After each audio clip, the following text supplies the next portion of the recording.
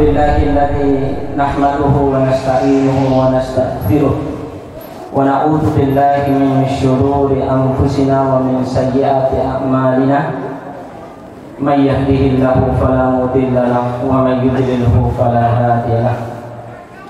Asyhadu an la ilaha illallah wahdahu la syarika lahu wa asyhadu anna Muhammadan 'abduhu wa rasuluh la nabiyya wa la rasulahu ba'dah. Allahumma shalli wa sallim ala sayyidina wa habibina al-Mustafa Muhammadin sallallahu alaihi wasallam. Qala Allah ta'ala fi kitabihil karim ba'da a'udzu billahi minasy syaithanir rajim. Bismillahirrahmanirrahim. Ya ayyuhalladzina amanu taqullaha haqqa tuqatih wa la tamutunna illa wa antum muslimun. Wa qala ya ayyuhalladzina amanu taqullaha wa qulu qawlan sadida yuslih lakum a'malakum wa yaghfir lakum dhunubakum wa man yuti'illaha wa rasulahu faqad faza fawzan 'azima. Kaum muslimin, tamu undangan Maulid Nabi Muhammad sallallahu alaihi wasallam. Sebelumnya kami ucapkan yang kami hormati Lurah Sedia, yang kami hormati pula Ketua RW dan Ketua RT. Kami hormati pula Ketua dan pengurus BKM Masjid Al-Istihad. Ringkasnya kami sampaikan pula rasa hormat kami kepada tokoh-tokoh masyarakat, orang-orang tua kami dan ibu-ibu yang sempat hadir pada kesempatan yang berbahagia ini, yang pada intinya bapak-bapak ibu sekalian, hadirnya kita dengan acara memperingati Maulid Nabi kita Sayyiduna Muhammadin sallallahu alaihi wasallam sesuai dengan tema yang diberikan. Mudah-mudahan kita bisa meneladani akhlak mulia yang dimiliki oleh sang Nabi yang mulia, pimpinan para Nabi dan Rasul, yaitu Sayyiduna Nabi kita Muhammad sallallahu alaihi wasallam. Bapak-bapak, ibu-ibu, kaum muslimin yang mudah-mudahan Allah rahmati. Tadi sudah diperkenalkan nama Mada Mujahidul Haq SPDI. Saya dikasih amanah untuk menjadi pimpinan Pondok Pesantren As-Salam Desa Katua Lagara Tompo, pasnya di pinggir jalan provinsi sebelum Desa Katua atau Desa Lagara. Mada aslinya di Melayu sini, cuman Mada Kamis dan Jumat itu jadwalnya di Bima. Kamis sama Jumat itu jadwalnya di Bima. Maka ketika saya diminta untuk ngisi untuk malam Jumat ini, insya Allah mudah-mudahan memberi manfaat dulu mulai sekalian. Amin amin ya mujibas salim. Bapak-bapak, ibu-ibu, tamu undangan Allah yang mudah-mudahan Allah rahmati, liyukhrijan nas. Allah Subhanahu wa ta'ala mengutus Nabi kita Muhammad sallallahu alaihi wasallam liyukhrijan nas minadh dhulumati ilan nur. Tugasnya supaya mengeluarkan manusia ini dari kegelapan menuju cahaya Islam. Al-Imam Ibnu Katsir menjelaskan jemaah sekalian, Masya Allah, bagaimana dahsyatnya, bagaimana tingginya kejahilian, kebodohan orang-orang Arab pada saat itu, yang mungkin juga terjadi pada zaman kita sekarang ini. Jadi jahiliyah itu maknanya, jemaah sekalian, kalau kata Umar bin Khattab, jahiliyah itu lainnya zaman jahiliyah itu saja, tapi makna secara umum jahiliyah itu tidak mengamalkan Islam, itu jahiliyah. Contoh kebiasaan yang dilakukan oleh orang jelas, yaitu menyembah berhala, mengagung-agungkan berhala. Yang kedua jemaah sekalian yang dilakukan oleh zaman jahiliyah itu, masya Allah, zina, riba. Kemudian naudzubillah yang lebih pedas daripada itu, yang lebih keras dan sadis daripada itu adalah nahadir anak-anak orang baik Mesir maupun Momone dahuba miskin. Itu orang Arab dulu. Jadi kalau banyak anak kok malah kurang harta yang mereka miliki, sebagaimana yang dikatakan oleh Syekh Sofir Roman Al-Mubarakfuri dalam bukunya Ar-Rahiqul Maktum, kalau mereka takut miskin dahu boto anaknya kurang harta, itu tidak segan-segan habis anak siwe maupun mau. Yang lebih sadis daripada itu juga bapak-bapak ibu sekalian, masya Allah, bahkan ini kejadian kepada Umar Ibn Khattab. Hade anak siwe, karena anak siwe ini tidak ada nilai aib bagi orang Arab kalau melahirkan anak perempuan. Maka anak ini bukan dikuburkan di hade kemudian dikuburkan begitu, tapi dikuburkan hidup. Jemaah sekalian yang mudah-mudahan Allah rahmati, ini tugas yang diemban, tugas sehingga Allah Subhanahu wa taala mengutus nabi yang mulia Sayyiduna Allahumma shalli wa sallim ala Sayyidina Muhammadin sallallahu alaihi wasallam. Coba Mada mengajak malam akhi baik untuk Mada dan Ustaz Australian merenungi secara singkat yang ingin Mada sampaikan ini. Kita sama-sama merenungi. Syukur ini jemaah sekalian bisa menjadikan diri kita sebagai orang yang beragama Islam dan umat Muhammad SAW. Itu kebahagiaan tersendiri, itu keuntungan yang besar yang kita miliki. Jemaah sekalian yang mudah-mudahan Allah rahmati, secara singkat Mada sampaikan. Sebelum Nabi Muhammad SAW lahir, ini yang membuat Mada tidak bisa menahan air mata dengan keadaan beliau. Nabi Muhammad SAW meninggal bapaknya ketika angkot di dua bura. Nabi Muhammad SAW berada di Loko Ina. Dua bulan. Baru 2 bulan meninggal. Sudah yatim ketika beliau dalam keadaan masih dikandung ibunya.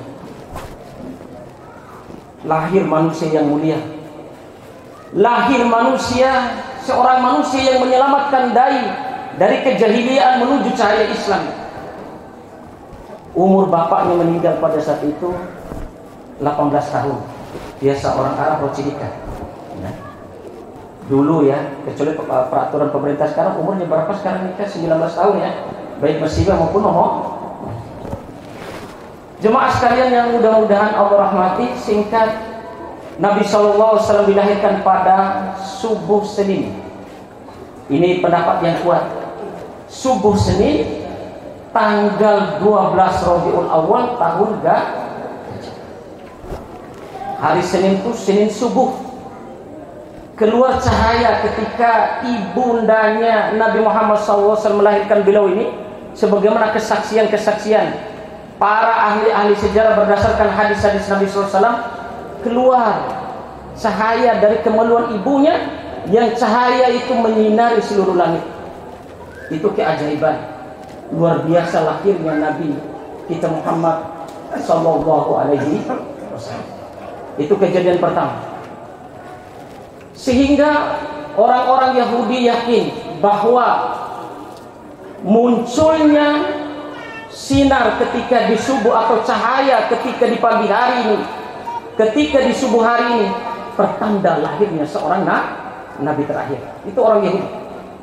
Mereka lagi menunggu-nunggu kehadiran atau diutusnya nabi terakhir ini. Cuman kenapa orang Yahudi ini sangat benci kepada Nabi Muhammad SAW dan dari umat Islam ini? Karena nabi yang lahir itu bukan dari keturunan istri pertama daripada Nabi Ibrahim, tapi lahir daripada istri kedua, yaitu Hajar. Karena Hajar ini menurut orang-orang Yahudi adalah budak pemberian Fir'aun kepada Ibrahim alaihissalam.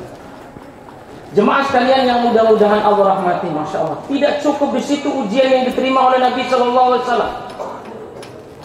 Ketika beliau lahir, api yang biasa disembah oleh orang Majusi yang tidak pernah padam selama ini, tiba-tiba ketika lahir Nabi SAW padam.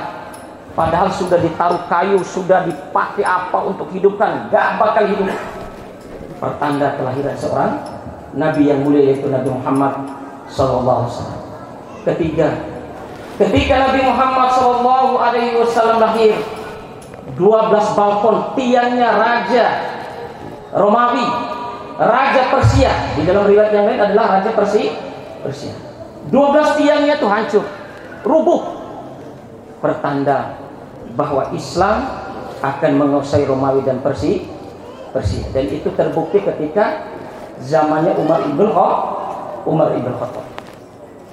Jemaah sekalian yang mudah-mudahan Allah rahmati, ibu Nabi Muhammad SAW, masya Allah, ibu Nabi Muhammad SAW meninggal ketika beliau umur 6 tahun. Ketika menziarahi kuburan bapaknya, pulang dari menziarahi kuburan bapaknya, di tengah jalan meninggal ibunya.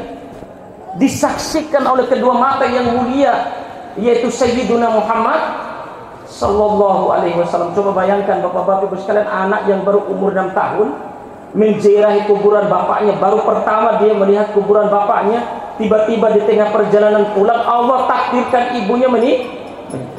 Ahli sejarah memberikan hikmah di balik ini semua. Allah ingin mengajarkan kepada Nabi Muhammad SAW, sebelum kamu diutus menjadi Nabi dan Rasul, saya akan uji kamu, saya akan persiapkan mental kamu Muhammad untuk menghadapi kesedihan-kesedihan ini, sebelum kesedihan-kesedihan yang berat nanti yang kamu akan alami. Umur 6 tahun jemaah sekalian, mati ibunya di tengah jalan dan dikuburkan di tengah jalan, namanya Al-Abwa, sebuah daerah antara kota Mekah dan kota Madinah. Ini secara ringkas bagaimana Nabi SAW hidup, kemudian diurus oleh kakeknya, umur 8 tahun meninggal kakeknya. Dari umur 8 tahun sampai Nabi SAW mau hijrah ke Madinah, diurus oleh pamannya namanya Abu Thalib. Dan di umur 8 tahun, karena Abu Thalib ini termasuk pamannya yang paling miskin. Paling miskin paman Nabi SAW adalah Abu Thalib. Maka umur 8 tahun Nabi SAW menggembala kambing orang-orang Mekah hanya dengan upah sekedar untuk makan hari itu. Itu Sayyidun, menggembala kambing. Dia tidak malu untuk menggembalakan. Tugas di Tonggum BE Dodo Mekah, nanti dikasih jatah, dikasih gaji hanya untuk sekedar makan pada hari itu. Nabi SAW tidak merasa hina dengan pekerjaan itu. Yang penting halal, yang penting bisa membantu pamannya yang mengurusi beliau.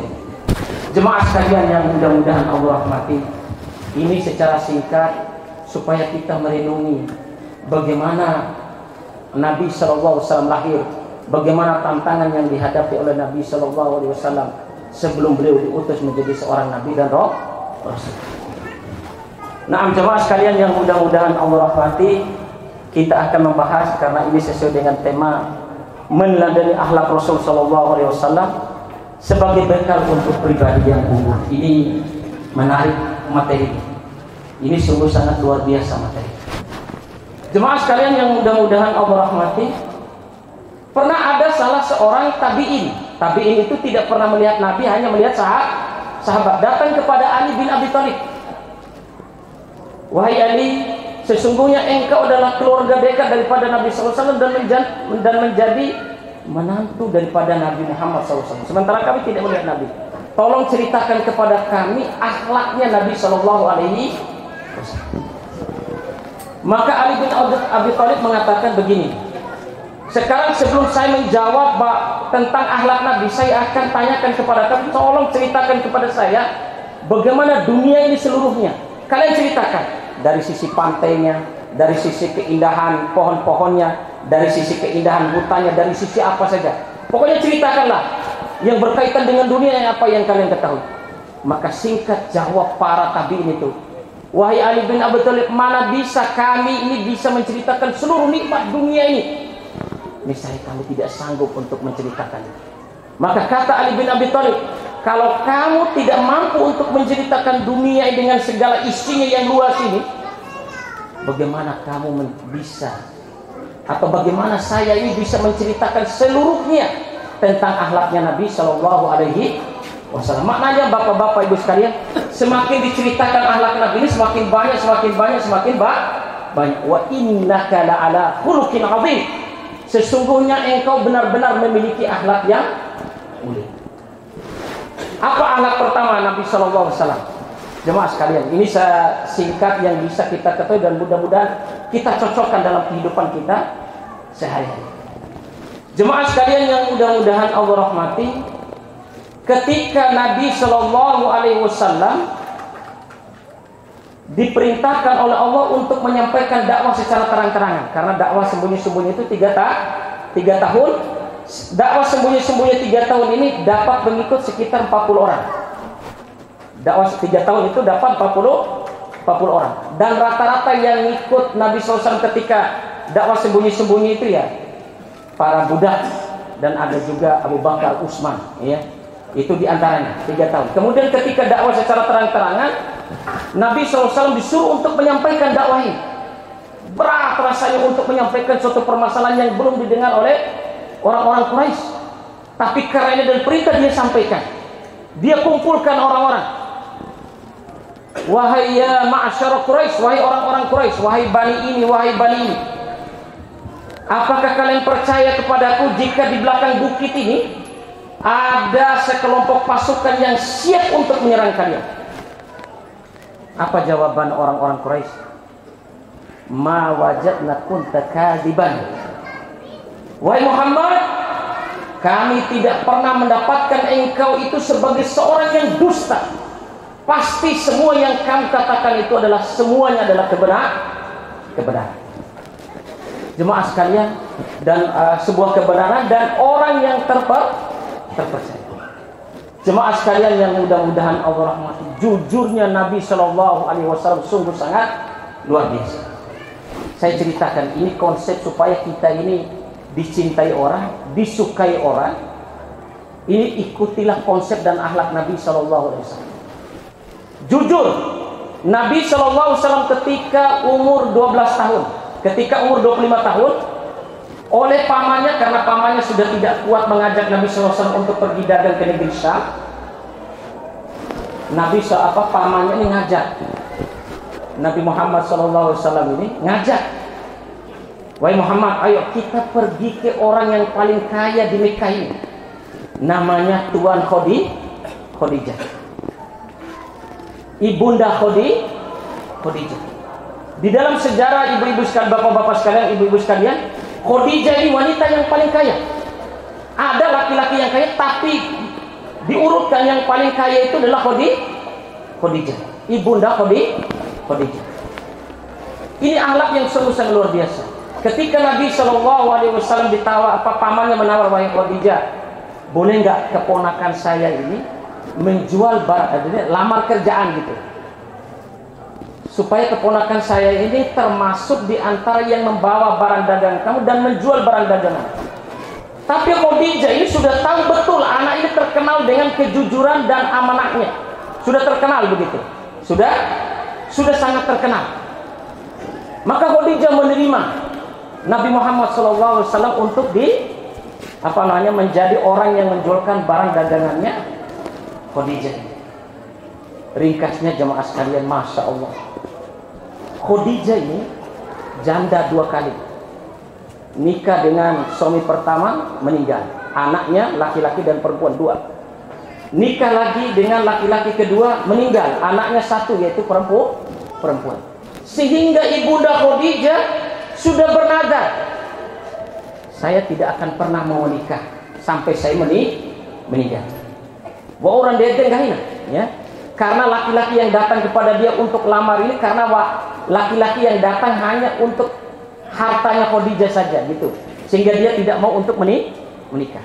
Tapi ketika lihat Muhammad, ketika lihat Sayyiduna Muhammad SAW yang terpercaya dengan tali jujurnya dan yang lainnya. Masya Allah, sudah mulai tertarik awal ketika Nabi Muhammad SAW menawarkan diri untuk menjual barang dagangan Khadijah.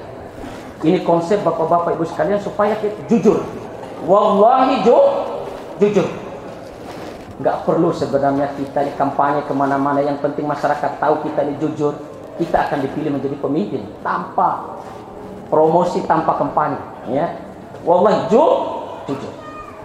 Jujurnya Nabi Muhammad SAW ketika dagang, dia Khadijah ini sampaikan, hai Maisarah. Maisarah ini sebenarnya bukan perempuan tapi laki-laki. Maisarah, tolong cek apa yang dilakukan oleh Nabi Muhammad SAW karena ketika dia berdagang. Pokoknya saya kasih bonus gaji spesial buat kamu sampai nanti kamu ceritakan kepada saya hasil kamu mengecek pribadi Nabi SAW.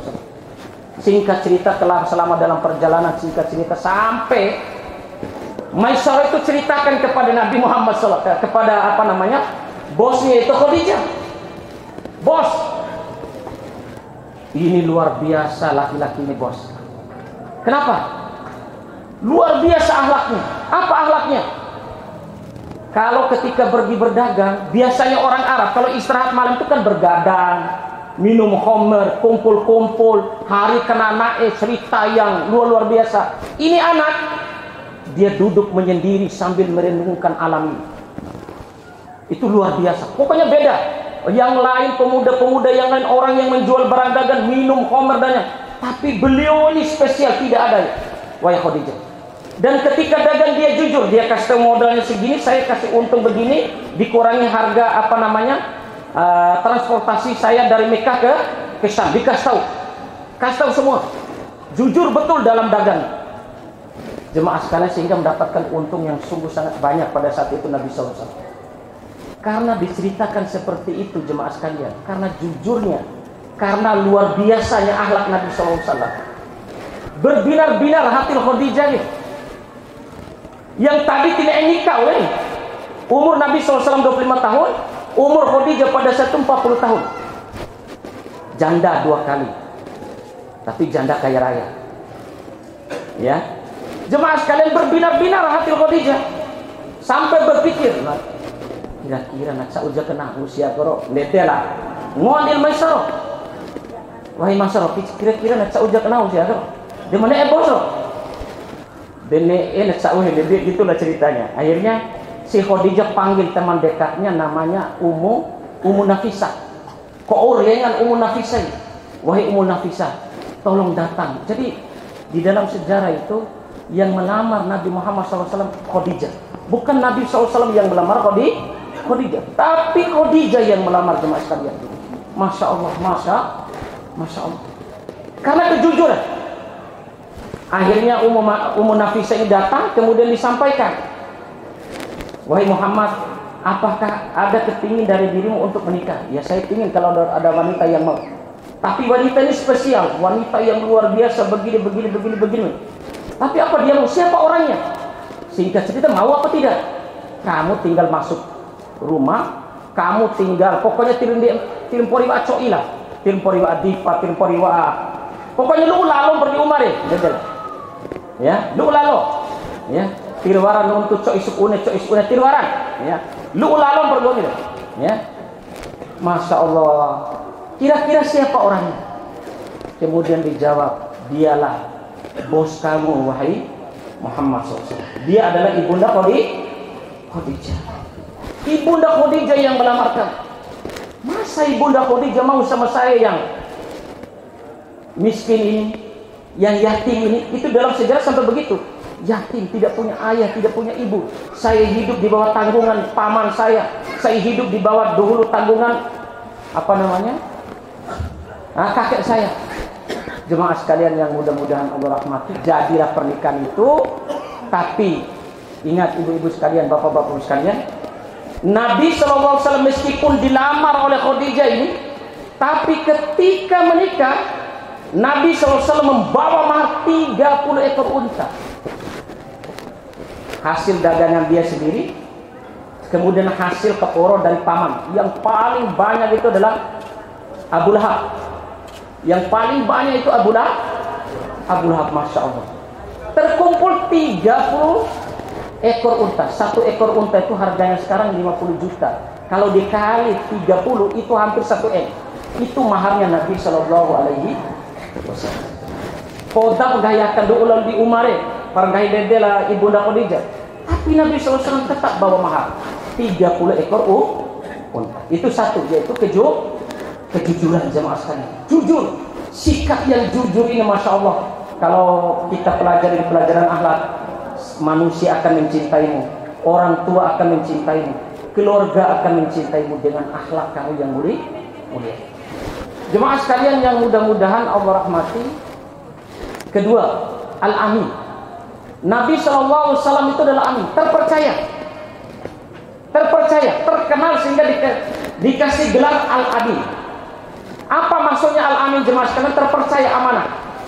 Orang Quraisy ketika Nabi SAW diutus untuk menjadi Nabi dan Rasul, orang Quraisy pagi harinya dom tuas, pagi hari siang hari itu menyiksa Nabi SAW, mengejek Nabi SAW, dikatakan gila, dikatakan tukang sihir, dikatakan tukang penyihir apa segala. Bahkan istrinya Abu Lahab dan Abu Lahab, paman kandungnya daripada Nabi kita Muhammad SAW, paman kandung, itu menyediakan duri-duri di jalan yang biasa dipakai oleh Nabi SAW. Ketika pulang dari Ka'bah menuju rumah, itu istrinya Abu Lahab dan Abu Lahab sendiri menaruh duri-duri di jalan, sehingga Nabi SAW sampai di rumah itu banyak duri-duri yang menempel di kakinya. Sehingga Abu Lahab turun khusus ayat yang berkenaan dengan kerasnya permusuhan kepada Nabi. Tabbat yada Abi Lahab wa tab.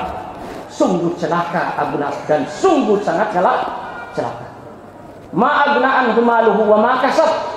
Tidak akan bermanfaat harta Abu Lahab dan tidak akan bermanfaat anak-anak yang dimiliki oleh Abu Lahab untuk menyelamatkan Abu Lahab dari siksa neraka. Begitu juga istrinya.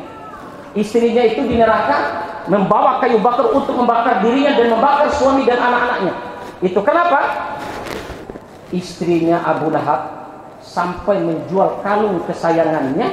Hasil kalungnya itu dia biayai para pemuda untuk memusuhi dakwah Nabi SAW. Maka hati-hati kita ini memusuhi dakwah Islam. Hati-hati kita ini menghalangi dakwah Islam. Hati-hati menghina dakwah Islam. Jemaah sekalian yang mudah-mudahan Allah rahmati. Ketika Nabi Shallallahu Alaihi Wasallam, nah ini termasuk Abu Lahab ini, menurut ahli sejarah, menurut hadis yang sahih, hadis ini banyak mengatakan hadis sahih, tapi karena banyak yang menguatkan hadis-hadis yang lain, Abu Lahab meskipun disiksa di kuburan sampai datangnya hari kebangkitan, kadang Abu Lahab ini diringankan siksa kuburnya. Kadang-kadang diringankan siksa kuburnya. Kenapa jemaah sekalian? Karena pamannya inilah yang paling bahagia ketika lahirnya Nabi Muhammad Sallallahu Alaihi. Itu paling bahagia dia. Ketika keponakannya ini lahir Nabi Muhammad SAW, Abu Lahab lah yang menyembelih kambing, menyembelih unta, mengundang semua orang, bahkan masuk ke rumah-rumah itu. Wahai tetangga-tetangga Ka'bah, wahai masyarakat, saya undang kepada kalian, saya undang kalian supaya datang ke rumah saya, karena keponakan saya telah lahir. Semacam akikah lah kalau istilahnya sekarang, ya.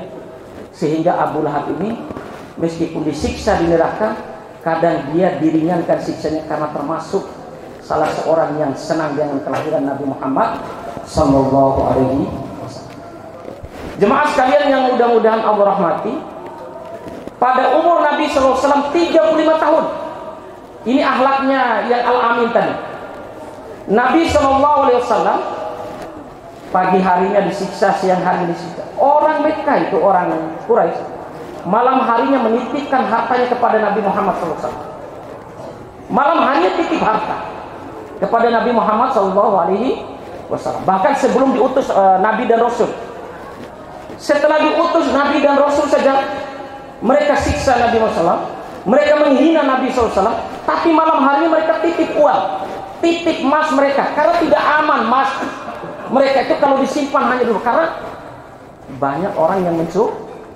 Tapi di rumah Nabi SAW aman. Sampai kapan? Bahkan Masya Allah di dalam sirah Nabi SAW ketika mau dibunuh mau dibunuh ini, ketika mau hijrah ke Madinah, dia pesan kepada Ali bin Abi Thalib, tinggallah engkau atau tempati tempat tidurku ini wahai Ali, wahai keponakanku, tempati. Dan yang kedua, ini titipan si fulan, ini titipan orang ini, namanya ini. Tolong besok kembalikan. Tolong besok kembalikan. Ya Allah ya Rabbi, itu lapang dadanya luar biasa. Pai mendai sih. Dan nahu di hadir oleh tahu akru ulah lebih tinggi. Tapi tidak jemaah sekalian, itu lapang dadanya Nabi Shallallahu Alaihi Wasallam. Jujur, terpercaya. Karena saking terpercayanya Nabi Shallallahu Alaihi Wasallam, dia menjadi pemimpin untuk mengangkat Hajarul Aswad kembali ke tempatnya. Karena pada saat renovasi Hajarul Aswad diangkat, kemudian ditaruh di bawah begitu ya, ditaruh di suatu tempat gitu. Hajarul Aswad. Semua suku-suku Quraisy itu semua, kalau bukan suku kami yang mengangkat Hajarul Aswad, maka kami siap berperang untuk suku-suku yang lain. Karena rebutan, karena kehormatan mengangkat Hajarul Aswad ini, menempatkan Hajarul Aswad ke tempatnya itu sebuah kehormatan yang sungguh sangat luar biasa. Sampai nekon hadiah ini orang-orang Quraisy itu, karena ini sebuah kehormatan gitu, sehingga tidak ada yang tidak ada selesai permasalahan itu. Bahkan di dalam sejarah sampai suku-suku Quraisy itu mau baku bunuh karena berebut siapa yang pantas untuk mengangkat Hajarul Aswad ke tempat. Maka mereka sepakat pada saat itu jemaah sekalian, Masya Allah, sepakat kita harus sepakat siapa nanti sebelum ini subuh ini, siapa yang masuk ke pintu Mekah pertama kali besok subuh, besok pagi, maka dialah yang layak untuk mengangkat Hajarul Aswad. Semua sepakat suku-suku ini. Sukunya Umar bin Khattab, sukunya Abu Bakar As-Siddiq, sukunya Utsman bin Affan. Suku-suku ini sudah berebutan mau baku hantam, mau bunuh-bunuh. Sehingga sepakat tadi kata-katanya tadi. Ketika besok subuh dilihat, ternyata yang muncul adalah Sayyiduna Muhammad sallallahu alaihi wasallam. Umur 35 tahun. Mengalahkan Abu Jahal, mengalahkan Abu Lahab, mengalahkan Sufyan, mengalahkan seluruh pemuka-pemuka Quraisy untuk menempatkan Hajarul Aswad di tempatnya. Kenapa? Dipilihnya orang ini kenapa? Tanpa dia harus berkelahi, tanpa dia harus promosi, tanpa dia harus beli, dipilih. Kenapa jemaah sekalian? Rodina bisodikil amin. Ketika muncul Nabi SAW, kami telah ridho. Yang menempatkan Hajarul Aswad ini adalah engkau wahai Muhammad, karena engkau adalah seorang yang jujur dan amanah wahai Muhammad. Baru diangkat. Tapi pintarnya Nabi Muhammad SAW, diambil sorbannya, kemudian ditaruhlah dengan tangan yang mulia Hajarul Aswad itu di atas sorbannya. Kemudian ujung-ujung sorban itu harus dipegang oleh kepala-kepala suku daripada Quraisy. Sama-sama hantar. Kemudian nanti yang mengambil untuk ditaruh ke tempatnya adalah Sayyiduna Muhammad sallallahu alaihi wasallam. Ini jemaah sekalian yang mudah-mudahan Allah rahmati, akhlak yang sungguh sangat luar biasa. Kemudian yang ketiga, ini yang terjadi, maka jelaskan yang terjadi saja di kita. Jemaah sekalian yang mudah-mudahan Allah rahmati, Nabi itu legowo dengan perbedaan pendapat. Kalau maka jelaskan sekarang, wara menzikir doa bersama setelah sholat wara jamaah mati, iya enggak? Kan kejadian ini ada ketika mungkin orang zikir bersama atau selawatan atau doa bersama setelah sholat, tidak sedikit orang mengatakan bid'ah. Akhlak Nabi SAW ketika melihat perbedaan ini betul sekalian, Masya Allah. Jelas kata Nabi SAW, la yusalliyanna ahadakumul asr illa fi Bani Quraidah. Ketika perang Khandaq, karena Bani Quraidah itu berkhianat dengan perjanjian dengan Nabi SAW, maka setelah perang Khandaq belum sempat istirahat dalam waktu yang cukup lama, Nabi SAW memerintahkan kepada para sahabat selain Bani Quraidah, karena mereka mengingkari perjanjian bersama dengan Rasulullah. Mereka khianat, malah bergabung dengan orang-orang yang memusuhi Islam. Jemaah sekalian yang mudah-mudahan Allah rahmati, kata Nabi SAW, janganlah kalian sholat asar sampai Bani Quraidah. Begitu intinya. Perjalanannya sampai di mana? Di tengah jalan, sholat asar sudah nyampe. Sementara untuk sampai ke Bani Quraidah masih lama begitu. Di tengah jalan sempurna. Akhirnya sebagian sahabat, kami sholat asar. Karena sudah waktunya. Dikedeeng dari Nabi akan bahwa janganlah sekali-kali kalian sholat asar kecuali sampai di Bani Quraidah. Bukan itu maksud sabda Nabi itu. Maksud sabda Nabi itu supaya Anda itu bisa cepat-cepat untuk ke Bani Quraidah itu, jangan lambat. Bukan maknanya sampai di Bani Quraidah baru sholat asar. Enggak. Teks hadisnya begitu kata Nabi SAW. Pokoknya ringkas cerita begitu. Ada yang sholat asar tengah jalan sampai cecok.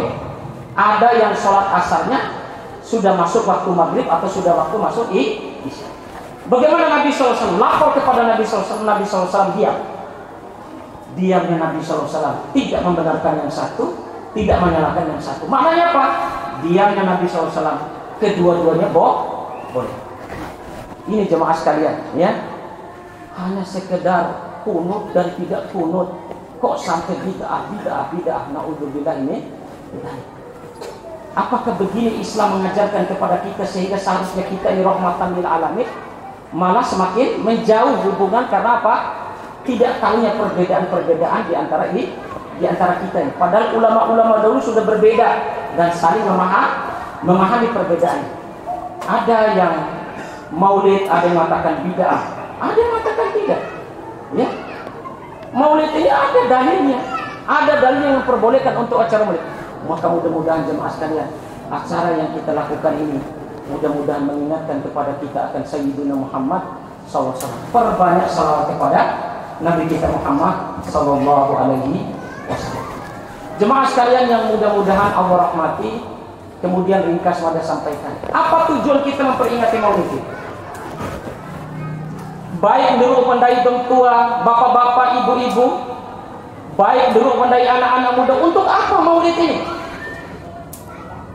Kata Nabi, kata Allah Subhanahu wa taala, Qul in kuntum tuhibbunallah yuhibbukumullah wa qul in kuntum tuhibbunallah fattabi'uni yuhibbukumullah yaghfir lakum. Jika kalian benar-benar mencintai Allah, ikutilah.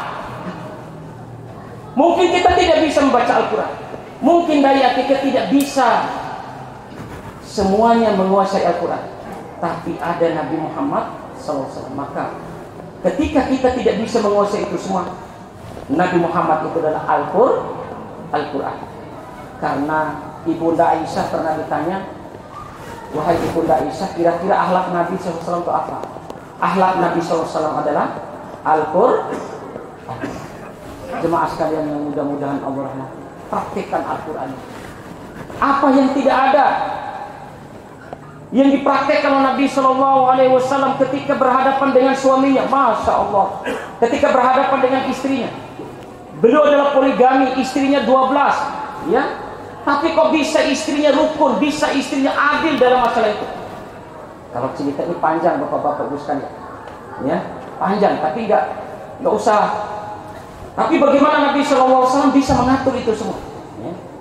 Akhlak Nabi SAW, Masya Allah, kepada Abu Jahal, kepada Hindun.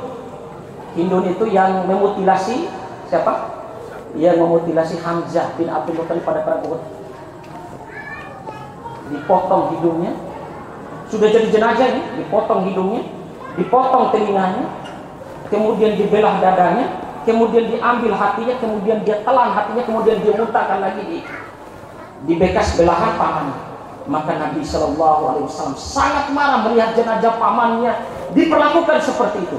Maka termasuk orang yang tidak sasaran yang akan diserang nanti ketika Fathul Mekah adalah Hindun ini. Tapi Nabi SAW memaafkan Hindun ketika Fathul Mekah. Pemaafnya luar biasa jemaah sekalian. Pemaafnya Nabi SAW itu sungguh sangat luar biasa. Mudah-mudahan jemaah sekalian kita dipertemukan dengan ini semua. kita dipertemukan dengan Sayyiduna Muhammad sallallahu alaihi wasallam. Jemaah sekalian yang mudah-mudahan Allah rahmati, ikuti. Apabila kalian mencintai Allah, maka ikutilah aku. Ikutilah Nabi sallallahu alaihi wasallam. Maka termasuk hobi Nabi sallallahu alaihi wasallam adalah melakukan kebaikan. Apa yang tidak dilakukan oleh Nabi sallallahu alaihi wasallam? Saya kalau lihat agenda Nabi sallallahu alaihi wasallam daripada subuh, sebelum subuh, Nabi sallallahu alaihi wasallam biasa bangun malam itu di awal malam sampai subuh. Di awal malam itu sekitar jam 1, jam 2 sampai subuh. Itu kebiasaan sholat malamnya Nabi sallallahu alaihi wasallam. Ya. Kalau kita diperintahkan sepertiga malam aja lah, ya. Kemudian habis subuh, Nabi sallallahu alaihi wasallam zikir subuh sampai terbitnya matahari, kemudian sholat subuh. Kemudian sholat duha, mencari nafkah, kemudian dakwah dan yang lain sampai masuk isya. Sebelum isya, sebelum tidur, dia renungkan apa yang tidak saya lakukan pada hari ini. Itu luar biasa Nabi SAW. Urusan kebaikan itu sungguh sangat luar biasa. Maka jemaah sekalian yang mudah-mudahan Allah rahmati, saya ingatkan, Allah Subhanahu wa taala berfirman, "Wa man a'rada 'an dzikri fa inna lahu ma'isyatan dhanka wa nahsyuruhu yaumal qiyamati a'ma." Qala lima hasyartani a'ma laqad kuntu basira. Laqad atatka ayatuna fanasitaha fakadzalika al-yawma tunsa. Wa man a'rada 'an dzikri, barang siapa yang berpaling dari peringatanku, kata Allah. Barang siapa yang berpaling dari peringatan nabiku, barang siapa yang tidak mengikuti nabiku, barang siapa yang tidak mencontohi nabiku dalam ibadah, dalam sholatnya, dalam apa saja, lalai daripada beribadah kepadaku, lalai daripada beribadah sebagaimana ibadahnya Nabi sallallahu alaihi wasallam, fa inna lahu ma'isyatan dhanka, bagi dia adalah kehidupan yang sempit. Kehidupannya sempit. Anda berpikir cuma sekalian, Freddy Sambo luar biasa hartanya, tapi sempit dadanya, terluka hatinya. Ma'isyatan dhanka. Wa nahsyuruhu yaumal qiyamati a'ma. Yang kedua, orang yang lalai dari peringatan Allah akan surga dan neraka. Lalai daripada peringatan Rasul akan surga dan neraka. Lalai daripada masjid, lalai daripada panggilan masjid untuk sholat, lalai daripada berinfak, berzakat. Wa nahsyuruhu yaumal qiyamati a'ma. Kami akan bangkitkan mereka dalam keadaan buta matanya pada mahsyar. Naudzubillah. Buta matanya jemaah sekalian, dibutakan matanya. Kalau kita pada hari ini dengar azan tidak pergi ke masjid untuk sholat, padahal Nabi kita sholat. Nabi kita tidak pernah sepi dari masjid. Nabi tidak pernah kalau habis subuh itu dia pasti berinfak. Makanya Nabi SAW itu kenapa sih? Kadang-kadang dia tidak memiliki apa sesuatu yang diberi. Karena kalau dia tuh sudah punya sesuatu, bagi-bagi. Bagi. Dapat uang, dapat duit, itu pasti dia bagi-bagi. Masya Allah. Wa nahsyuruhu yaumal qiyamati a'ma. Orang yang lalai daripada peringatan Allah, orang yang lalai daripada peringatan Nabi dan Rasul, orang yang lalai daripada peringatan kiai, para ustaz, alim ulama, mu'i dan yang lain, berpaling. Wa nahsyuruhu yaumal qiyamati a'ma. Kami akan bangkitkan dia dalam keadaan buta matanya pada mahsyar. Qala lima hasyartani a'ma. Ya Allah, kenapa madad Allah ini dibangkitkan di padang mahsyar, dikumpulkan di padang mahsyar dalam keadaan buta mata. Buta mata oh ya Allah. Wa kuntu basira. Padahal madad Allah di dunia ya Allah bisa melihat. Lihat benda itu bisa melihat. Tapi mudah-mudahan dia tetap bisa melihat di padang mahsyar karena dia mengikuti acara maulid ini. Amin ya rabbal alamin. Mudah-mudahan mata dia selalu melihat karena dia sering masuk masjidnya Allah Subhanahu wa taala. Ya Allah, kenapa kami bisa buta padahal dahulu di dunia? Laqad atatka ayatuna fanasita. Karena telah datang ayat-ayatku, peringatanku, telah datang para nabi dan Rasulullah SAW mengingatkan kepada kalian.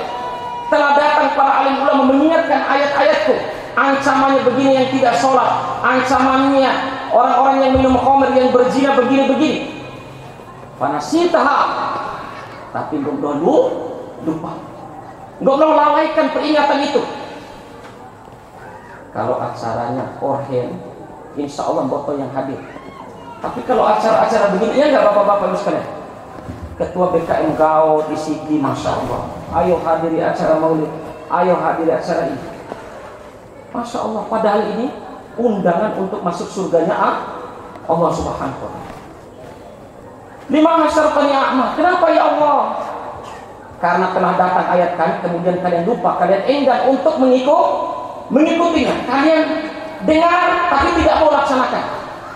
Tahu perintah sholat begini-begini, kalian tidak mau melaksanakan sholat. Fakadzalikal yauma tunsa.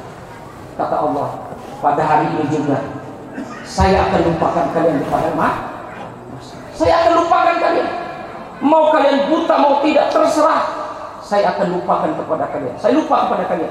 Na'udzubillah min dzalik. Mudah-mudahan bapak-bapak ibu sekalian, dengan hadirnya kita di acara ini menjadi saksi di hadapan Allah dan di hadapan Rasul sallallahu alaihi wasallam.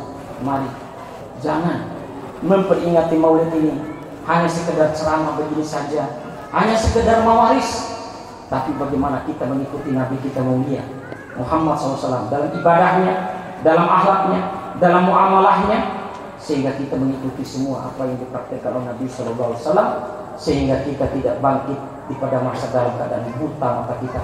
Na'udzubillah, tsumma na'udzubillah min dzalik. Bapak-bapak ibu sekalian yang mudah-mudahan Allah rahmati, mungkin ini saja yang bisa saya sampaikan pada kesempatan yang berbahagia ini.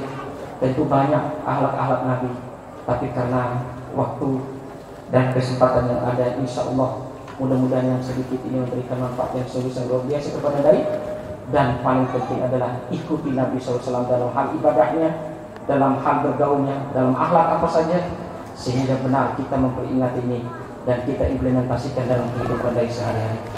Ini saja yang bisa saya sampaikan. Ada yang benar datangnya dari Allah, ada yang salah datangnya dari kami pribadi. Astaghfirullahaladzim. Subhanakallahumma wa bihamdika, asyhadu an la ilaha illa anta, astaghfiruka wa atubu ilaik. Subhana rabbika rabbil izzati amma yasifun, wa salamun alal mursalin.